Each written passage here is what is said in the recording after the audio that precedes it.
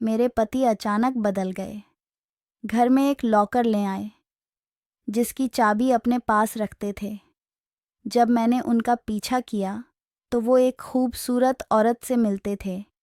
अंजू अपने पति राजीव और बच्चों के साथ बहुत खुश थी। उनके 2 बच्चे हैं, एक लड़की और एक लड़का। बड़ा लड़का अभी 12 साल का है, लड़की छोटी है 8 साल की। एक मिडिल क्लास परिवार है। अंजू के पति राजीव का कपड़े का एक छोटा सा कारोबार है जिससे उनका घर और दोनों बच्चों की पढ़ाई अच्छे से हो जाती है। राजीव अपने बच्चों और पत्नी को बहुत प्यार करता है। अंजू अपनी छोटी सी दुनिया में खुश थी, लेकिन फिर उस एक दिन से सब कुछ बदलने लगता है। एक दिन राजीव जब घर आया तब उसका मूड कुछ ठीक नहीं था। उसके बच्चे वहीं बैठे पढ़ाई कर रहे थे। बातों बातों में उनमें बहस हो गई और वो झगड़ा करने लगे। राजीव वहीं बैठा था और अपने ही ख्यालों में खोया था। उनको झगड़ते देख राजीव को गुस्सा आ गया और उसने उठ के अपने बच्चों को एक एक तमाचा लगा दिया। अंजू किचन में से आई। बच्चों और अंजू के लिए ये बात बड़ी ही आश्चर्य की थी, क्यों कि राजीव ने आज से पहले कभी अपने बच्चों को मारना तो दूर की बात जोर से डांटा भी नहीं था।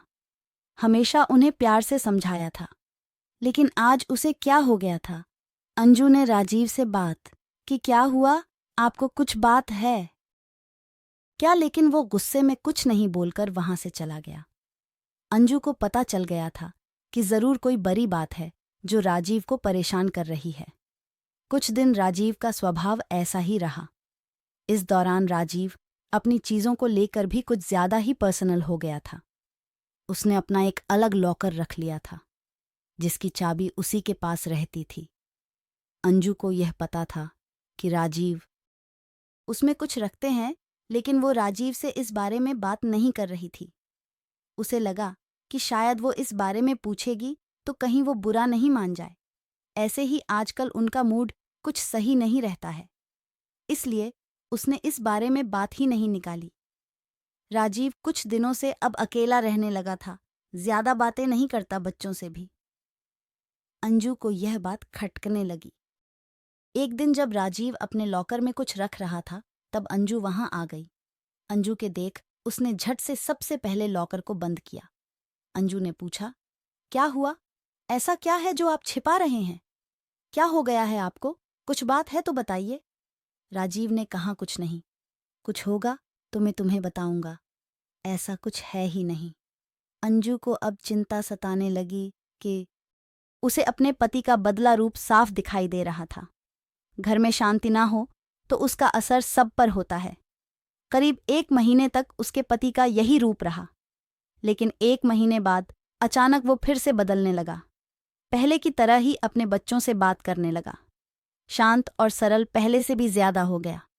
अंजू खुश तो थी, लेकिन उसके मन में अभी शंका और संकोच तो बना ही हुआ था कि अपने पति के इस तरह के बदलाव से उसके मन में अभी तक दुविधा थी। सब कुछ धीरे धीरे फिर पहले जैसा होने लगा, लेकिन अभी भी राजीव अपने लॉकर को नहीं छोड़ता था। लॉकर पर ताला ही रहता था, ना ही उसे किसी को हाथ लगाने की इजाजत होती थी। अंजू को लगा राजीव फिर से वैसे हो गए। अभी यह काफी है, धीरे धीरे वह शायद खुद ही अपने मन की बात बता दे। समय बीतता गया। एक दिन अंजू दोपहर अपने घर से कुछ काम को निकल गई। राजीव दुकान पर थे और बच्चे स्कूल, इसलिए वो घर के काम से खुद गई। लेकिन बाहर जाने पर उसे पता नहीं था कि उसे ऐसा कुछ दिखाई देने वाला है। उसे वहां राजीव दिखाई दिया, वो भी एक बहुत ही खूबसूरत औरत के साथ, और राजीव उसे पैसे भी दे रहा था। उनको देखकर अंजू छिप गई ताकि वो दिखाई नहीं दे, लेकिन अब उसके मन में सवालों के भूचाल आ गए थे। तरह तरह के ख्याल आने लगे कि इस औरत की वजह से ही शायद उसके पति में बदलाव आया है। शाम जब राजीव घर आया तो अंजू ने पहले ही कुछ सोच रखा था। उसने राजीव से पूछा, दिन कैसा गया? कहीं गए थे या दुकान पर ही थे? राजीव ने कहा, नहीं, दुकान पर ही था, कहाँ जाऊंगा। अंजू को पता था कि राजीव झूठ बोल रहा है, लेकिन क्यों और किस कारण से यह उसे पता नहीं था। उस दिन से अंजू राजीव पर नजर रखने लगी। वो बीच बीच पर दुकान जाती थी और राजीव का फोन चेक करती थी, लेकिन अगले 1 महीने तक उसे कुछ नहीं मिला। राजीव ना तो उस औरत से मिला, ना ही कुछ और। लेकिन फिर महीने की 1 तारीख वो उससे फिर मिलते दिखाई दिया और उसे पैसे देता दिखा। अंजू को फिर समझ नहीं आया कि आखिर यह बात क्या है। कुछ महीनों तक उसे देखा और उसे पता चला कि राजीव हर महीने उस औरत को पैसे देता है। अंजू ने महीनों तक इस बात को देखा था। एक दिन जब राजीव अपने घर आया तो अंजू ने उसको पूछ ही लिया कि क्या बात है, आप कुछ छिपा रहे हैं क्या? राजीव ने कहा कि नहीं, फिर तुम वही बात लेकर बैठ गई। अंजू ने इस बार बोल ही दिया कि अगर कुछ छिपा नहीं रहे तो हर महीने उस औरत को पैसे क्यों देते हो? राजीव के मुंह का रंग बदल गया, वो तिलमिला गया और गुस्से से बोला, तो तुम मेरा पीछा कर रही हो, मुझ पर नजर रख रही हो। हर महीने में बहुत लोगों को पैसे देता हूं, तुम क्या जानती हो दुकान के बारे में? अंजू ने कहा कि मैं जानती हूं दुकान के बारे में, और यह भी जानती हूं कि वो दुकान का काम नहीं था। राजीव ने कहा कि तुम्हें जो समझना है समझो, मुझे तुम्हें कोई सबूत देने की जरूरत नहीं है। वो बात वहां खत्म नहीं हुई। अंजू ने उसके बाद भी राजीव पर नजर रखी, लेकिन अब उसे वो उसके साथ फिर दिखाई नहीं दिए। अंजू ने सोचा कि शायद राजीव ने अब मिलने की जगह को बदल दिया होगा। राजीव का लॉकर भी उसे अब खटकने लगा। उसे लगा कि हो ना हो, शायद इसी में वो राज है जो उस औरत और राजीव के बीच में है। जब राजीव नहीं था तब उसने कोशिश की उस लॉकर को खोलने की, लेकिन वो नहीं खुला।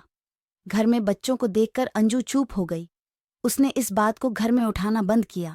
उसे लगा कि इसका उसके बच्चों पर बुरा असर पड़ेगा और वो नहीं चाहती थी कि ऐसा हो। समय बीतता गया। करीब 3 साल के बाद राजीव की तबीयत खराब हुई। राजीव की तबीयत खराब हुई, सांस लेने में प्रॉब्लम हो रही थी। राजीव अपनी पत्नी के बिना बताए अस्पताल गया था और करीब 1 या 2 दिन बाद वापस आ गया। घर में किसी को इस बारे में उसने नहीं बताया।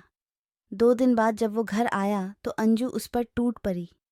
बोली कि क्या हालत बना रखी है, कहाँ थे, ऐसा क्या है जो आप इतने सालों से छिपा रहे हैं? आज मुझे आपके और इस ले नाकर के बारे में जानना है।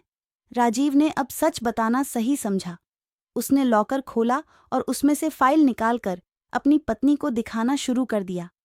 सब देखकर अंजू के पैरों तले जमीन निकल गई। उस फाइल में उसकी बीमारी और अस्पताल के पर्चे थे। राजीव ने बताया कि आज से ठीक 4 साल पहले उसे पता चला था कि उसे एक गंभीर बीमारी है और ज्यादा दिनों का मेहमान नहीं है।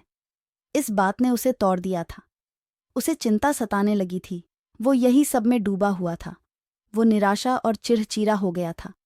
यह सब हो ही रहा था कि एक दिन दुकान के सामने उसे एक औरत दिखाई दी जो कि भीख मांग रही थी। उसे देखकर उसे दया आ गई। उसने उससे पूछा कि क्या हुआ बहन, देखने से लगता है कि तुम अच्छे घर की हो और फिर सड़क पर इस तरह भीख मांग रही हो। उस औरत ने अपनी कहानी सुनाई। कहा कि वो अनाथ थी। उसके पति ने उससे शादी की, लेकिन उनके देहांत के बाद उसका वहां रहना मुश्किल हो गया था। उसे वहां के लोगों की नीयत का पता चल गया था, इसलिए वो कैसे भी बचकर अपने 2 बच्चों के साथ वहां से यहाँ इस नए शहर में आ गई। यहाँ उसे गुजारा और रहना मुश्किल हो रहा है, इसलिए मजबूरन उसे भीख मांगना पड़ रहा है। राजीव को उस समय लगा कि अब उसकी जिंदगी कुछ ही समय की है, इसलिए उसने उसकी मदद करना शुरू किया। उसे और उसके बच्चे के रहने को घर और खाने की व्यवस्था की। साथ ही हर महीने उसे पैसे भी भेजता रहता है। उसने न सिर्फ उसकी बल्कि औरों की भी मदद करना शुरू किया। राजीव भी आश्चर्य से भरा रह गया था कि इस दौरान उसे पैसों की कमी नहीं रही। साथ ही जो बीमारी उसे कुछ दिनों में खत्म करने वाली थी, उसके इस अच्छे काम की वजह से उसे अभी तक जीवित रखे हुए है। उसने अपनी पत्नी से कहा कि अब मैं अपने घर की ज़रूरत के बाद जितना हो सकता हूँ मदद करता हूँ जिसे ज़रूरत है। मुझे अंदर से खुशी मिलती है। शायद यह उन लोगों की दुआ है जो अभी तक मैं जीवित हूँ। अंजू यह सब सुनकर रोने लगी और उसने अपने पति से माफ़ी भी मांगी। उसने कहा कि आप इतना सब कुछ झेल रहे थे और हम आपको कितना गलत समझ रहे थे। अंजू भी राजीव के इस काम में अब उसका साथ देने लगी। इस जिंदगी में कब क्या हो जाए हम में से कोई नहीं जानता। अगर हम किसी के काम आ जाए, किसी को जिंदगी जीने में मदद कर दे, तो उससे बड़ी बात कुछ नहीं है। अच्छे कर्मों और नियत का फल हमेशा अच्छा होता है।